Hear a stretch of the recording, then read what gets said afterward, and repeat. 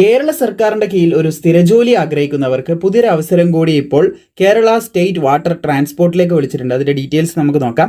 അപേക്ഷിക്കേണ്ട last date എന്ന് പറയുന്നത് 5/8/2026 വരെ നിങ്ങൾക്ക് അപേക്ഷിക്കാം.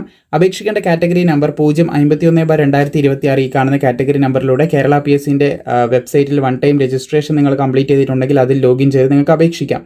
കേരള സ്റ്റേറ്റ് വാട്ടർ ട്രാൻസ്പോർട്ടിലേക്കാണ് ഇപ്പോൾ ബോട്ട്സ് റാങ്ക് എന്ന് പറയുന്ന പോസ്റ്റിലേക്കുള്ള അപേക്ഷ വിളിച്ചിട്ടുള്ളത്.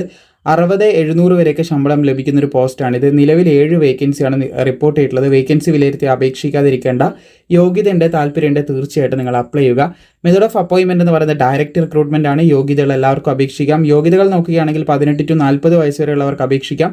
2/1/1996 1/1/2008 ഈ ഡേറ്റിലും ഇതിൻ്റെ ഇടയിലും ജനിച്ചവർക്ക് അപേക്ഷിക്കാം. SC/ST 5 OBCക്ക് 3 വർഷത്തെ പ്രായത്തിൽ ഇളവും കൂടി ലഭിക്കുന്നുണ്ട് എന്ന് ശ്രദ്ധിച്ചിരിക്കുക.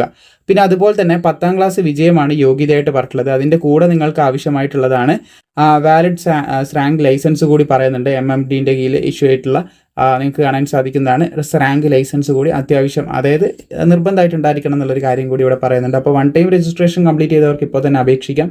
നിങ്ങളുടെ സുഹൃത്തുക്കൾക്ക് ആർക്കെങ്കിലും ഈ യോഗ്യത ഉണ്ടെങ്കിൽ അവരിലേക്ക് ഷെയർ ചെയ്യാൻ മറക്കേണ്ട.